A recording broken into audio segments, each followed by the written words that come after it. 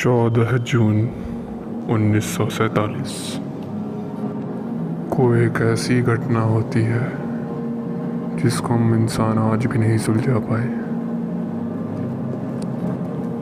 इस बात को भले ही 73 साल हो चुके हैं, मगर ये गुत्थी आज भी नहीं सुलझ पाई है। आइए जानते हैं कि उस रात ऐसा क्या हुआ था जिससे हम इंसान आज भी बेखबर हैं। एक दिन विलियम मैकब्रेजल नामक एक शख्स रोज़ की तरह सैर पर निकला था, मगर उसने कुछ ऐसा देख लिया जिसने उसे अचंभित कर दिया। आज हम सभी तथ्यों को रखकर यह जानेंगे कि आखिर उस रात हुआ क्या था। विलियम मैकब्रेजल ने जब ये बात सबको जाकर बताई तो ये अखबारों में भी छपने लगी कि एक फ्लाइंग सॉसर जो कि गिरा हुआ पाया है, और चारों तरफ यही खबर छपने लगी कि एक फ्लाइंग सॉसर जो कि रॉसवेल के उस दिन डेजर्ट पर गिरा हुआ पाया गया। ब्रेजल यही बात जाकर पास के पुलिस स्टेशन में बताता है और उसे फ्लाइंग डिस्क का नाम दिया जाता है। वहाँ के इंस्पेक्टर वहाँ की सारी जिम्मेदारी एयरफोर्स डिपार्टमेंट पे छोड़ देते हैं। अब ना जाने उनके बीच ऐसा क्या चल रहा था जिसे ब्रेजल अनजान था। उस वक्त ऐसी खबरें छपने लगी कि सब कह रहे थे कि किसी ने एलियंस को देखा है। कुछ ये क्लेम कर रहे थे कि उस क्रैश साइट पर एलियंस को देखा गया है। लेकिन अचानक से ऐसा क्या हुआ कि उस खबर को पलट कर रख दिया गया।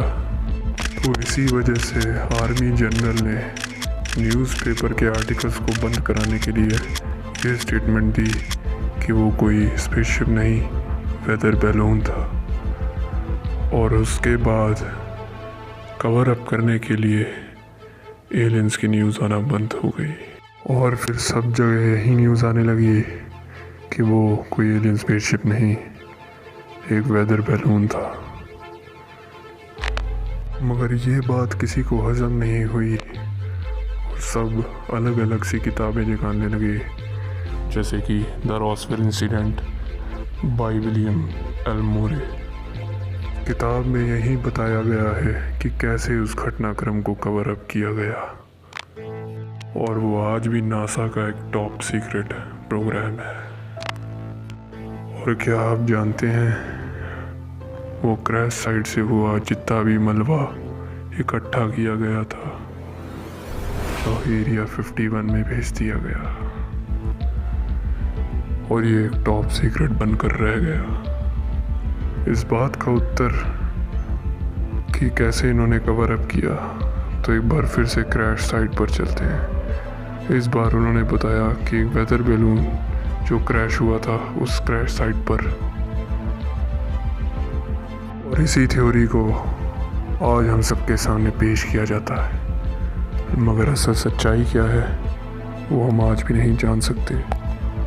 और सफाई के तौर पे ये कहा जाने लगा कि वो वेदर बैलून के न्यूक्लियर टेस्ट के लिए काम आ रहा था, मगर उसमें से एक बैलून में डिफ़ॉल्ट आने के कारण वो क्रैश हो जाता है और केस क्लोज्ड। और उसी दौरान एक नर्स जो ये विटनेस कर रही थी कि उस मलबे में से एलियंस की डेड बॉडीज़ भी पाई गई थी, मगर उस बात को वहीं दबा दिया गया और कहा गया कि वो तो जस्ट एक प्रोग्राम था आर्मीज़ को ट्रेन करने के लिए, जिसमें उन्होंने प्लेन से कुछ डमीज़ पैराशूट की मदद से चेक करने के लिए फेंकी थी, और केस क्लोज्ड।